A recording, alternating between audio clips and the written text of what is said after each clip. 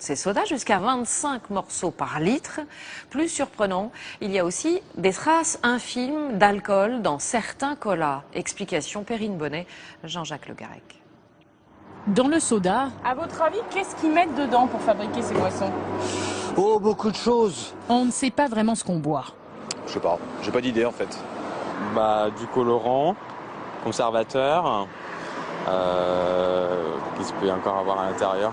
Ouais, plein de produits chimiques on va dire quoi. Il n'y a pas grand-chose, c'est fade, il n'y a pas de sucre. Non seulement il y a beaucoup de sucre, mais aussi des extraits de plantes, de la caféine et même de l'alcool.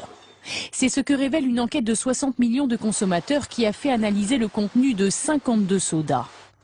Les étiquettes mentionnent pour la plupart 2% d'arômes naturels, sans plus de précision.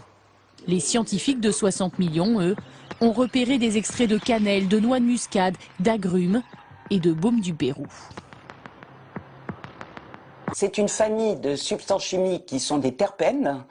Et ces terpènes sont potentiellement allergènes. Donc ça peut poser des problèmes, en particulier à des enfants qui développent des allergies.